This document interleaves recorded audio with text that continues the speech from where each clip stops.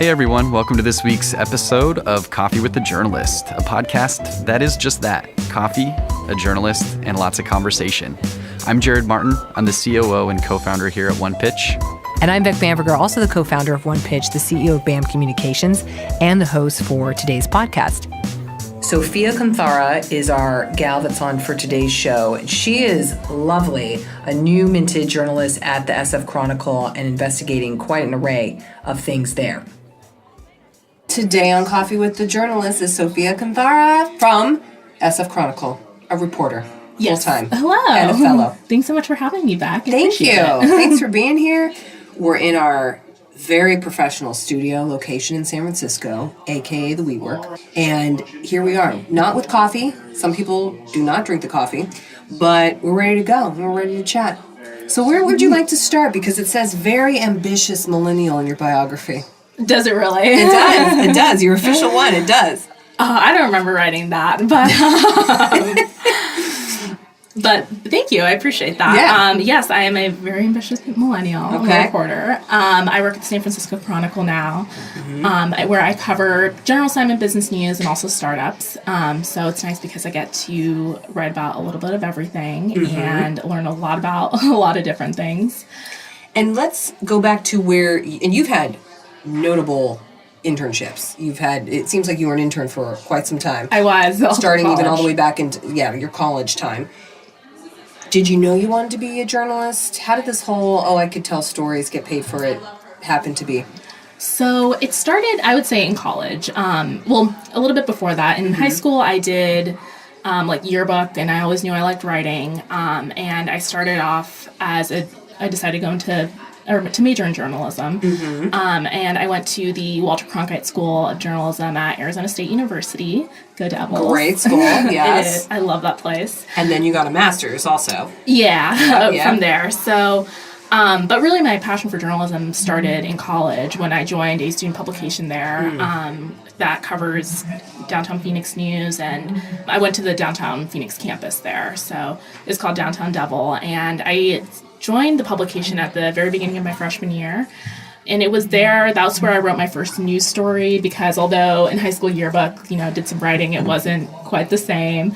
But that's where I did, my first stories, and I loved it. I loved reporting. I loved, going out and talking to people there, and I felt like I just learned so much about the place that I was living. I grew up in the Phoenix metro area in the suburbs, but I didn't know very much about downtown Phoenix when I moved there for school. So I felt like I learned a lot about the community around me just by being a reporter there. Do you remember what your first story was? I do remember what my first story was. It was about business collaborations in downtown Phoenix. It was about how a lot of the small businesses there would share space or use each other's products or whatever to, for their own business. So there's a gallery where it was a company that made leather goods. They also set up shop in there. One of the restaurants made ice cream with the milk from a nearby dairy. It was about that. And I remember still going out and doing the interviews for that and everything, and having a lot of help from my editor. And you were there, as you said, the whole time. So 4 years. You eventually were the executive editor. So that must have been cool. You worked your way up. How many people were at that paper? So it was a website, but it varied, because we had our staff, which was around maybe 20-ish, 25, but we had a lot of contributing writers too. One great thing about Downtown Devil was that, our door was always open. It wasn't, there was another student publication, the official paper of the university was the State Press, and they're great, but you had to apply there, and it was a little bit more rigorous to get right through the door. We were pretty open to accepting people of all different skill levels. And at my time when I was there, we really did try to make it also a learning experience. We were a teaching publication where I learned how to write a lead there, because I didn't know anything coming straight through the door. So we had, the point of all of this is that we had quite a big contributor staff as well. And were people nice about that? Or did you ever get slack now, once you were editor, or people saying that's not how you write a story? Who wrote this piece? Did you ever get anything? I'm just curious. From the staff? Or no, just from people reading it, or any consumers, or any students any trolls out there, Actually, one thing I was pretty proud of about Downtown Devils, they were very loved among the community. The people who were, like, most of our readers actually, like, there were a lot of students too, but a lot of people who lived in downtown Phoenix, because there wasn't any other publication that served just downtown Phoenix. So a lot of people did read it, and we had pretty rigorous editing processes to make sure everything looked good. When we have a freshman who has never written a story before, to make sure it still comes out nice. So we didn't get a ton of that, but of course, every journalist and publication will get some pushback on things. You're never going to make everybody happy. So then, walk us through here. You did a 2-month stint, it sounds like, at Rutgers News Agency. Reuters. Yeah. I always mispronounce that one every single time. No, it's okay. Everyone calls it Reuters. Reuters. I know. That's me. Okay. It's like my mom. She says water for water. It's a Pennsylvania thing. Oh, yeah. Yeah. Okay. Yeah, so right after I graduated, I did a 2-month internship in New York, and it was great. I learned a lot about business reporting. That was my first real internship and experience. I'd done a little bit of it in college, but I learned a lot there for sure. Now, did you apply to the internship months in advance? Did it happen upon a connection? I want to know, how'd you get into it? A little bit of both. One of I did apply for it, but one of the professors at ASU, we have a partnership kind of connection with Reuters, where they try to help us send 2 interns out there, one digital and one for video, and I was the digital intern. So, definitely wouldn't have gotten it without my professor's help, but also, applied for it and interviewed for it as well. And then from there, you became a fellow. I became a Hearst Journalism Fellow, in Connecticut. I moved just one state over. How'd you land that? So I applied for it my last year of school, when I was a grad student. And one of my friends had done it a couple years before me, and he really spoke very highly of it. And it seemed like a great opportunity just to get a variety of experiences. Basically how the program works is where you are sent to one of her newspapers for 1 year and then transferred to a second location for your second year. The idea behind it is growth through a variety of experiences. So you do different things in different cities and all that. And so basically I applied for it, my last year of school. I was hoping to get it, but I, wasn't sure. And I was like, if I don't, apply for other things. But the process is, they whittled it down to 15 finalists, I think. And we went out to Houston for a 2-day, they call it a final, I want to call it final judgment, but it's a 2-day testing kind of period where. Oh, wow. Yeah. They flew you in? Yeah, they flew us all to Houston. This is a big deal. Yeah, it was a lot of fun. You're downplaying it. You're downplaying it, but wow.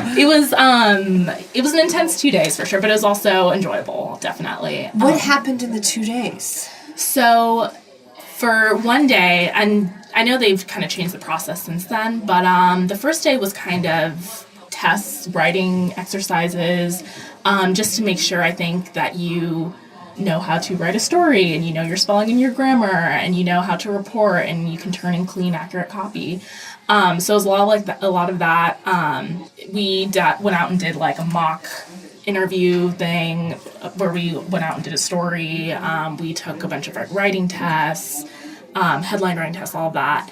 And then that was just the first day. And then the second day we did our big panel interview, which is where they gather all of the judges. They're usually the top editors at all the Hearst papers, and they fly in. Oh my God. It was 9 people around a boardroom table and me. Wow. And so you said 15. I think there was 14 or 15. Okay. I think they picked 6 or 7 of us for our cohort. Wow. So it was an intense. It was, I think, the most intense interview I've ever done. But and after you stepped out of there, did you go, "Wow, yeah, I nailed that," or were you like, "Ah"? Not quite. I think coming out of it, I really felt like I did fine under the pressure of it, because they were very critical of me during the whole process. I think the whole purpose was just to see how you react under pressure, for sure. And but I think fortunately, even when I'm screaming on the inside, I look calm on the outside. So I felt okay, I think that went fine. But When I stepped out, I was like waiting. I was like, okay, let me go home. So I was like calling my Uber, and one of the judges did step out, and she was like heading to the restroom, and she was just like, you did a good job. We were impressed. So I was like, okay, I think I'm okay. And then I found out pretty quickly after that. I was just like, I think it was fine. There's nothing else I can do about it. And did they call you? They did. They called me like 2 days later. So. And what did you do when you heard? Oh, I freaked out. I was so happy. I called, my parents and my friends, and I told my professors. It was awesome. That's huge. So now you're a fellow. You're in the second year. Mm-hmm. What happens post-fellowship? So the idea behind it is that you end up, staying, either at the paperette or somewhere within Hearst, but it is a little bit dependent on availability of jobs. So we shall see. Okay, so it's up in the air. It's a little bit up in the air. I love the Chronicle, would love to stay, but we shall see. Okay, so let's talk Depends more. on availability. For Yeah, sure. yeah. Let's talk more about then the current role and what you're doing. So you mentioned at the top of the show that you are covering startups and what's going on in the city and such. Was that handed to you? Did you get to influence any of that? How does it go with selecting the stories you do? It's a little bit of both. When I came into this role, I knew it was going to be general assignment business and some startups. Obviously, I moved here from Connecticut, so starting off, I didn't know a ton about the city and about, what exactly to look for. So I have, great editors at the Chronicle who have given me a lot of guidance for sure. But they're also very receptive to, both me pitching stuff and, giving me assignments as well, more toward the beginning and stuff as well. And local government, you also get to cover stuff here and there? Not here, really. I've written some things that are about policy, I guess, but that was in Connecticut I was doing that. Got it. What keeps you excited with the role in San Francisco at the Chronicle right now? Do you like the startup stuff? I do. I feel like it's just everything is so fast moving here. And there's always something happening. There's always something to write about. Especially, I guess in the startup space, there's so many of them, and I don't cover them as much as I used to, but there's always a new company. There's always something going on. So when things are moving that fast, it's easy to, I guess, stay excited about it because it's it never gets boring. Mm-hmm. Coming from Connecticut, was it a big culture shock here? So I grew up in Phoenix, so West Coast was, right. It wasn't too much of that. But, San Francisco is a very unique city for sure. I'd visited before, but I never lived here. It is very different than Connecticut for sure. I think going to Connecticut was more of a culture shock, I would say. Yeah. But yeah, it's definitely different, but I like it a lot. It's, like I said, it's, fast paced, it's exciting, there's a lot going on. What I'm doing is a lot different than what I was doing there, but it's been great here so far. How's your inbox look? Oh my gosh. It's flooded all the time. Well, and part of that is because for some reason they couldn't get me off of some Connecticut listserv. I still have the same email. No. So I feel like I'm spending half my day trying to delete emails out of there. Really? Yeah. What is it? Is it pitches and everyone just trying to get after you? Is it the startups themselves? A lot of pitches, mostly. A lot of pitches. And I like the ones that are more where you can tell that they're more tailored to me and what I do, and you can tell that they've read my work and know kind of a little bit of what I cover. Because there's so many people, and a lot of times they're repeat offenders where they're just feel like they're just blindly pitching. Maybe you'll write about it. And what do you do with the repeat offenders? Well, if it has nothing to do with what I'm doing, I usually just immediately delete it. Sometimes a lot, we cover, Bay Area business, and a lot of times people will send me stuff about things going on in New York, New York-based companies, things that are this place is opening up a store in New York. It's cool. I don't write about that. I probably should just, block them, but, who knows? Really? They're opening a store in New York and they're sending something to the SF Chronicle. I got a pitch, about that today. And I was checked. I was yep, this is sent to me. It wasn't meant to be sent to Connecticut. And I was so I immediately deleted it.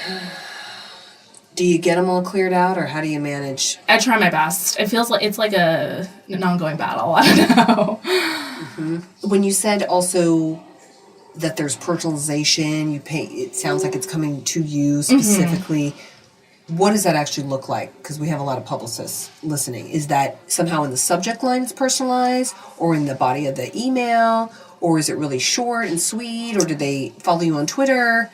Kind of... What would you say? I would say usually in the body of the email, and it's usually saying like, I've read some of your stuff about this, like I thought you might be interested in this. It's when I can tell that they, like, it's not just like a copy and paste, like, hi, blank, you know? Ooh, have you ever gotten the hi blank? I have. And I've Yeah. also gotten, this just like annoys me. Yesterday, I think, I got one where they misspelled my name, which is like, that's like, I mean, if it was like a really, They really misspelled good. Sophia? Yeah, they spelled it with an F, which like, if they, I don't know, like if it was an amazing pitch, but still like, it just like isn't a good first look. The most ridiculous, but it was like kind of funny, but I was also like, what? They said like, hi, Sonia, and No. they called me Sonia, which is like a little funny because my sister's name is Sonia, and we do look a little bit alike. And when we're younger, people used to always confuse us. But she's like not in media at all, so I know they just like got my name completely wrong. And it was also just a totally irrelevant pitch. So I was like, okay, not for me. Do you have any good publicist friends or people that you would rely on? How do you craft those relationships, if at all? A lot of people, so when I first moved here, reached out to me and like asked if I want to get coffee, and I love doing that. And they've, you know, been helpful, you know, and going forward and stuff. So I've appreciated that. Every time I meet someone in person, like I remember them. So that has definitely helped as well. And they've been helpful, you said. Is that giving you some They've given other me- story ideas or some It's given insights? me, some insights or other story ideas. Like sometimes, I mean, not everything, you know, like sometimes I'm like, oh, this is a great story idea. But then, you know, my editors aren't feeling it as much. But either way, I think it's like a good way to, you know, meet more people and have those relationships. So there you go. Having coffee Yeah, with a journalist, with a journalist, yeah. is a good idea. Uh-huh. Do you, on average, spend how many coffees a week, would you say? Or maybe a month? Is it a frequent thing for you? I'm actually trying to do it more, to be completely Oh. honest, because I feel More? like I feel like I haven't even been doing it enough. I would like to do more, so I would love to go to coffee with you guys. Okay, you guys, yes. Hit her up. We're going to talk about your Twitter handle and everything else in just a second, so people can find you and follow you and such. But how about what would you hope publicists would do more for working with you? I guess for sure, like knowing what I do and what I cover, that is like a huge, huge thing.